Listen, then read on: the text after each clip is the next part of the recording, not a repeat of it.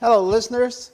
Today we are going to be talking about some informative subjects that may be able to help you with your real estate planning and also some of your family planning. As you know, we come here every week. This is a program called Can We Talk, and I'm here with my son, Charles Scott Jr. How you guys doing? As you know, every week we come to you with information, not only on television. Remember, you can look us up on Facebook, TikTok, Twitter, any social media that you see out there. I'm trying to find them all.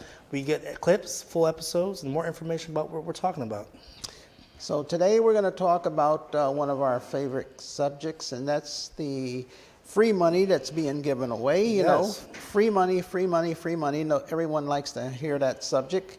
And it's really free. That's the thing. They don't realize, as far as, like we said before, there's this program we're talking about for Connecticut residents only, mind you, that when you stay in the house, you know, over time, that loan is forgiven.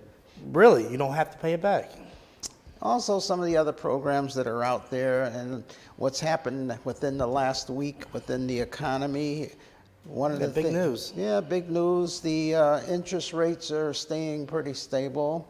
To give you a sort of forecast on how we see that, the Federal Reserve met and they decided to leave things alone and not bother with the interest rates.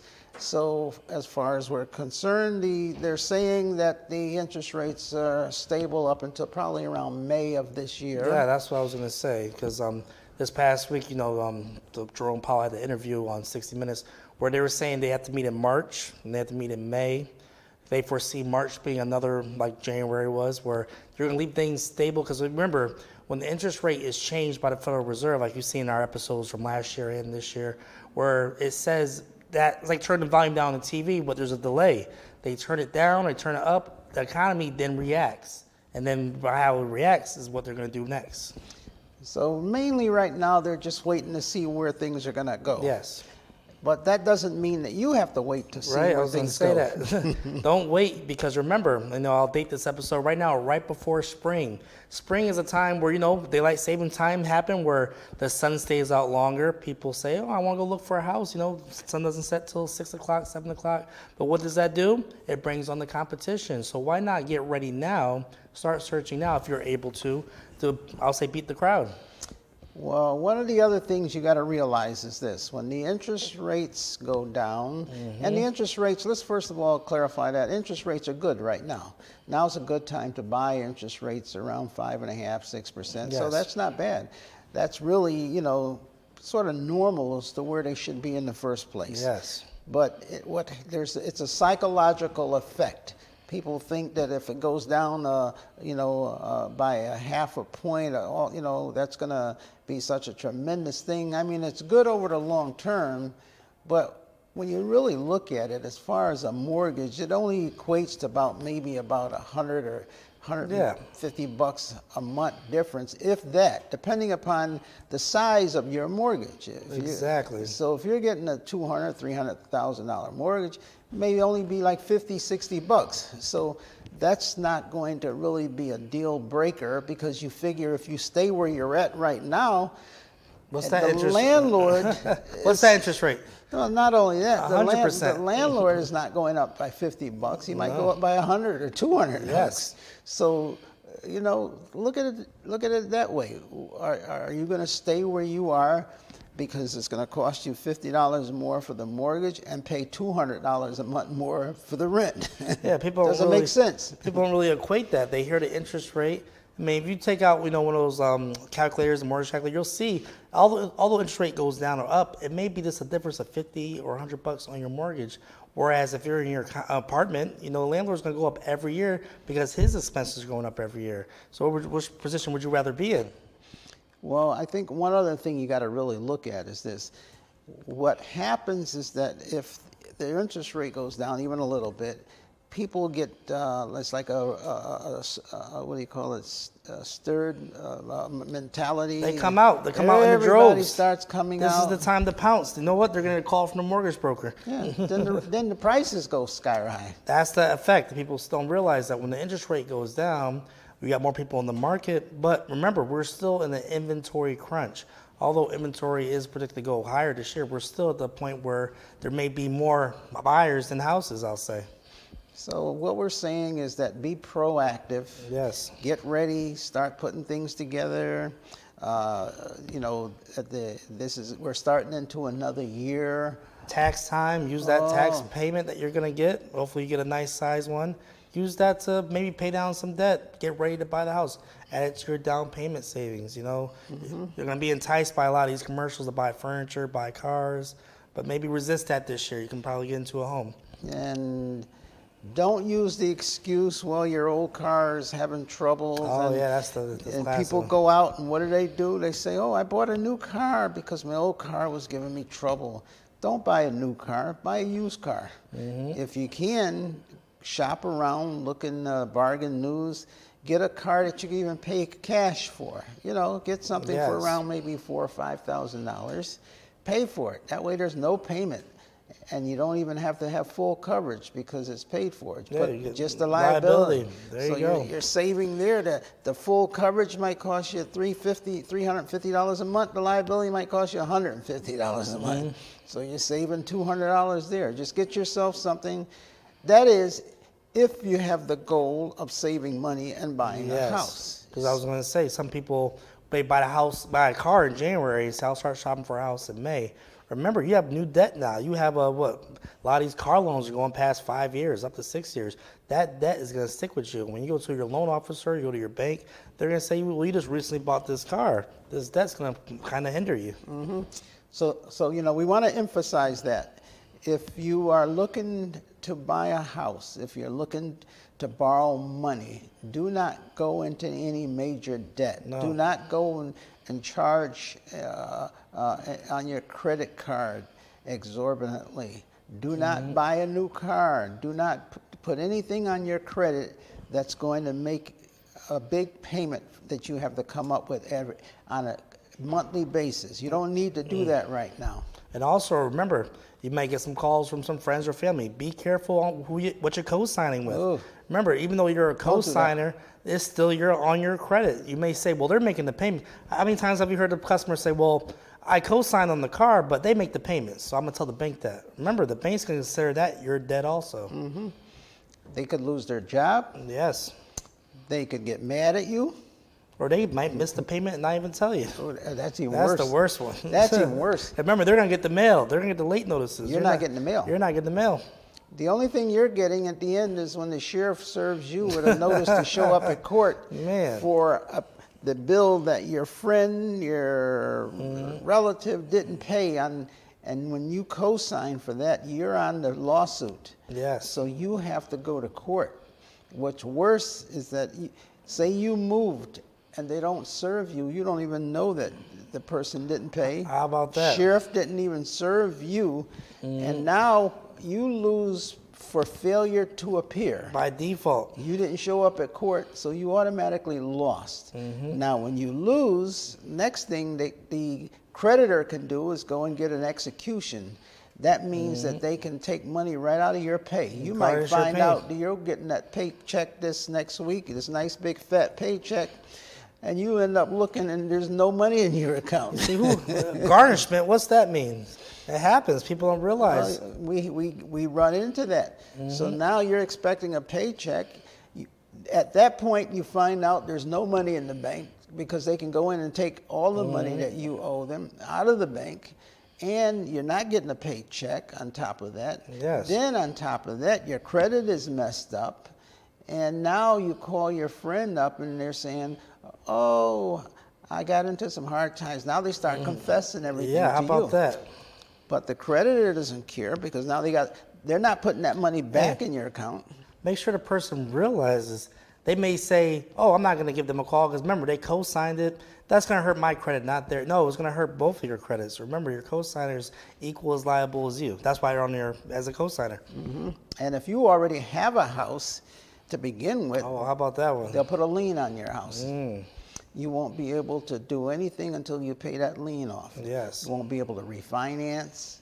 When you sell it, the other people get paid. If you ignore it, the interest just keeps building up higher and higher. So all of that, just because out of the goodness of your heart, you co-signed to help a friend out. Exactly. And I was going to also say that also in this season, you're going to get your tax returns back and everything. you might want to put that towards a down payment. But back when we get an episode about the time to own program, this program helps you with down payment costs and closing costs. How about that? True. Maybe we can explain in detail. What we're talking about is that the state of Connecticut, the governor has put aside money for people out there to be able to buy a house. Yes. He's put aside up to $50,000 to help you buy a house. And if you live in a high pricey area, such as Fairfield, Trumbull. Easton, Trumbull, those areas where the houses cost a lot more, you can get up to $50,000. If you live in like the cities, like New Haven, Bridgeport, Hartford, Waterbury, you can get up to $25,000 to help you. And this is real money. We've seen it. We've had a lot of people get into homes using this program, which was just debuted, I'll say, last summer. And we just checked 30 what? There's 33 million in there. We're seeing it go down maybe 1 to 2 million per week. But don't let that, have you delay. I would say start getting ready now because, we don't know if this program's going to be refunded. Not only that, what will happen is now that the spring and the summer is coming, that money can go fast. Because remember, people will say, I remember one customer I had, they in November were looking for houses. They said, I'm going to wait, take a break, start again in March. When they don't realize searching for houses during the winter is probably the best time. There's less competition, it's cold, people aren't coming out. When that springtime hits, the weather breaks, time is now, the sun sets later, we're going to see a big influx of new buyers. I used to love going to show people houses in the winter. And Oh, I get to the house and I'd look and after the snow and I'd see no footprints. And I'd say, oh, perfect. Nobody's been here. We're the first ones. We're here before the crowd gets here because there's no footprints in front of the house, especially if it's a vacant house. So when you get in, you're the first one to be in. Now, that doesn't mean and I have to warn people that just because you're the first one there doesn't mean you get to buy the house because you might get to put an offer in, but it's still up to the seller to decide. A lot of times people think it's like first come, first serve. First come, first serve. I'm here, this is my house.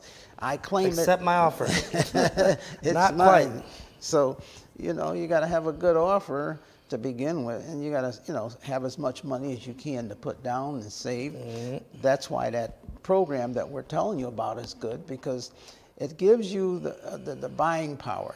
Yes, You're able to put on that contract that you're going to be putting down $10,000 or $12,000 or $15,000 down. And you still have money left over to pay the lawyer. Yes. The inspection. Title company. The title company. Property Insurance. All everything. those things. So how can you go wrong with something like that? It's a great, fantastic program. Yeah, and if you have any questions, please just, see that number right there, give us a call. We'll get more detailed into how it works, because when we say free money, this is the details as far as, remember, when you live in the house for 10 years, every year you're there, 10% comes off that loan to where, at the end it's zero. One of the, a lot of people are sitting out there right now with the great landlords. Our biggest motivator, if I filtered all the calls that we get every week, the majority of the calls that we get every week are from people whose landlord or new landlord bought the house and now wants them out because they've already got their own people that they're bringing with them. I talked to a gentleman this morning, and he was looking to purchase a home. He wanted to know how to get started.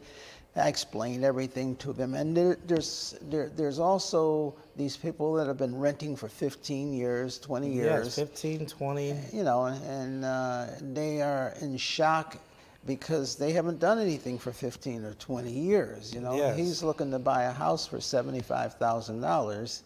And I'm like, there's nothing out there for that. In this market, even land doesn't cost that much as far as you can't get land that cheap. So, and he said to me, oh, I should have bought 10 years ago, which is true.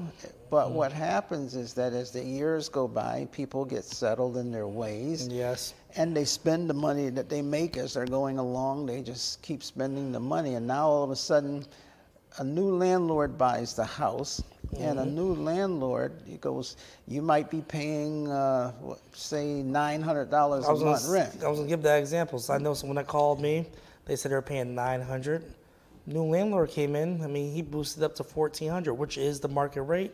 They were I'll say they were flabbergasted. What? An increase of over 30%, 40% right there in one month. Went from $900 to $1,400 a month for the rent.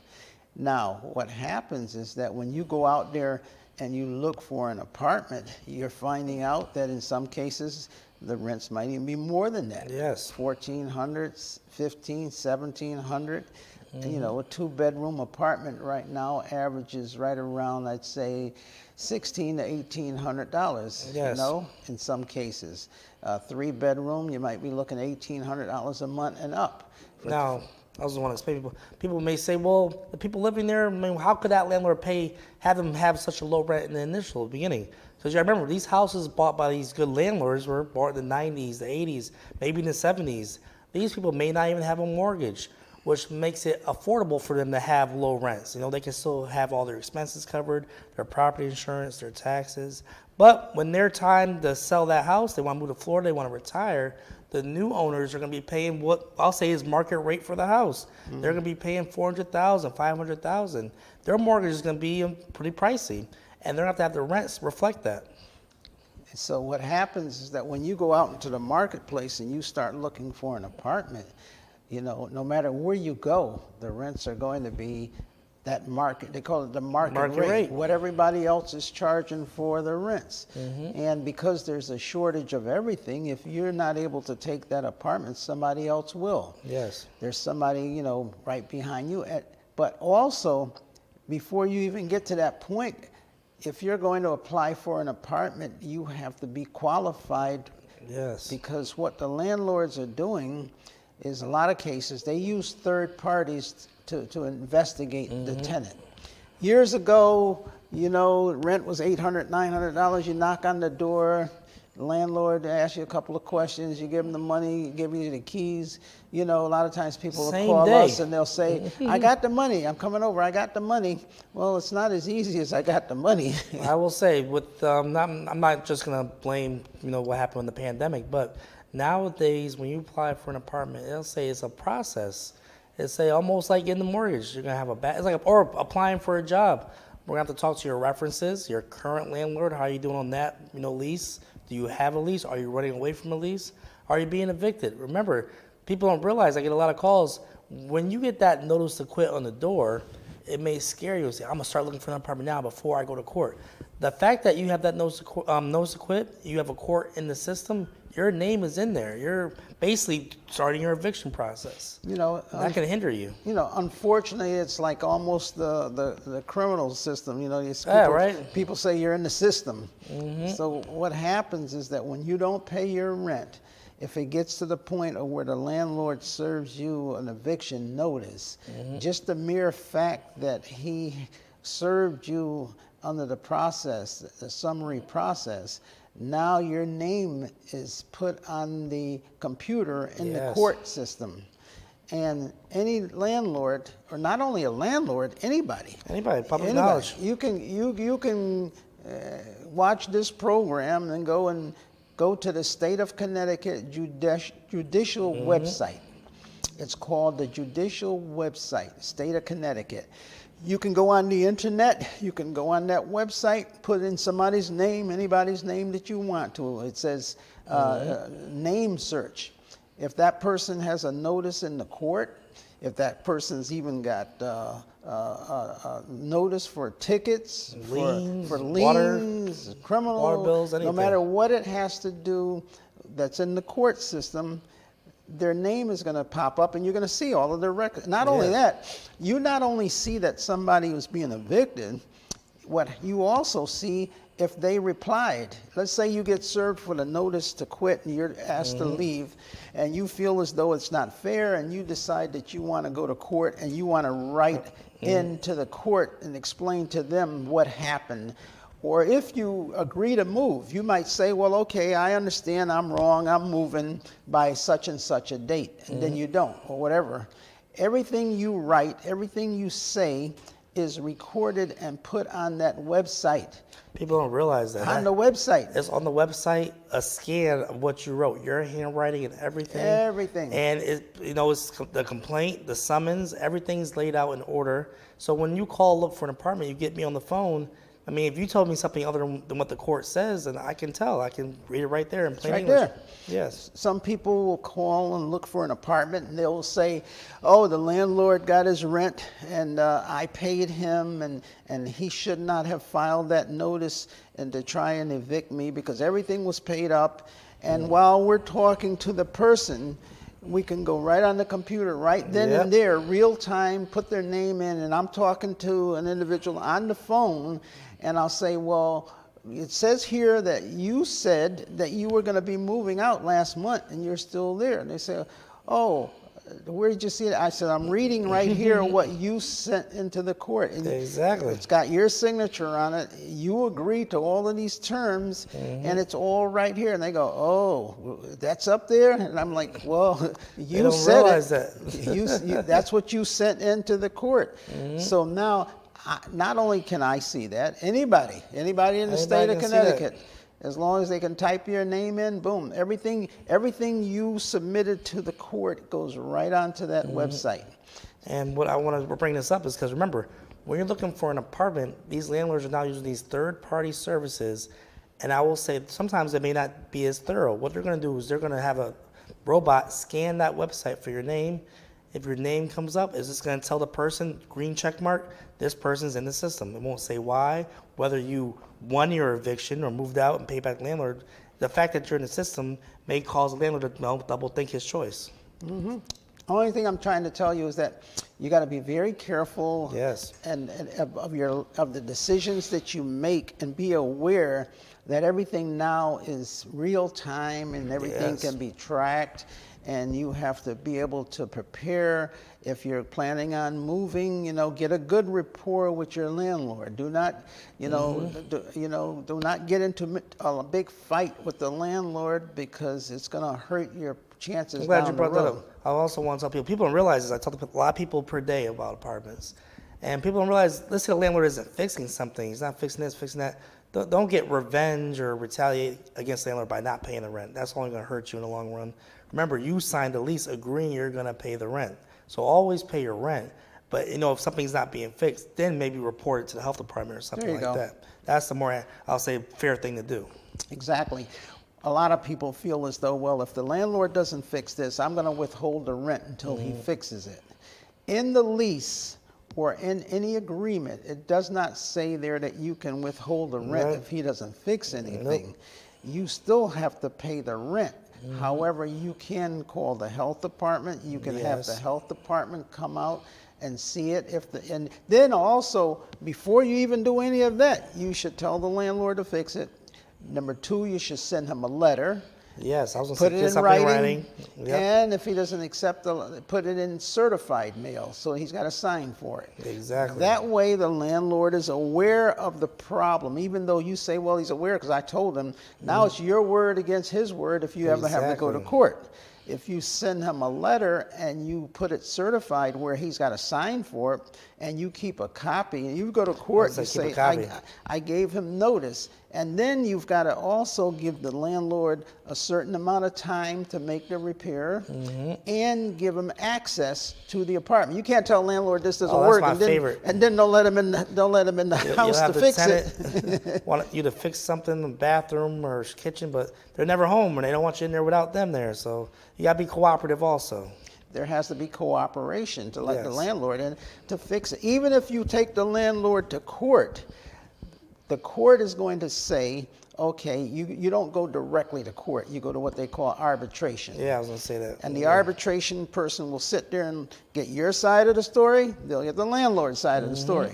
Then they will say, okay, here we got a leaking pipe and we got a hole in the ceiling. Okay, we want all of this done within 10 to 15 days.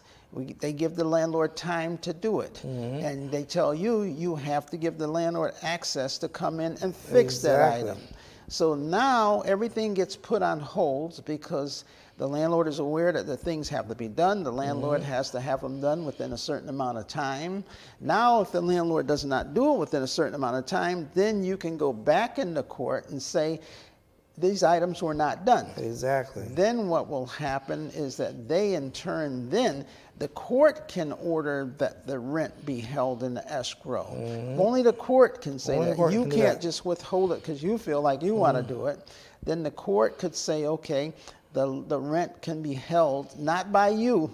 I was going to say that. You People still don't get realize to keep that the rent. it's You go got into to pay a- it. You got to go into some type of escrow so they can release it once they know the repairs are done. Right. They're not going to let you hold it because imagine you hold it and you spend it, then you're in trouble. You're in trouble. So keep remembering, you can't control the rent no matter what. You still have to pay that rent. The rent is held until the landlord fixes the item. Then the rent is released back to the landlord. So remember, Exactly. there's no easy way of just saying, I'm not paying anything until everything's taken care of. And then the landlord could come and say, okay, here's a receipt. I paid the contractor to fix this.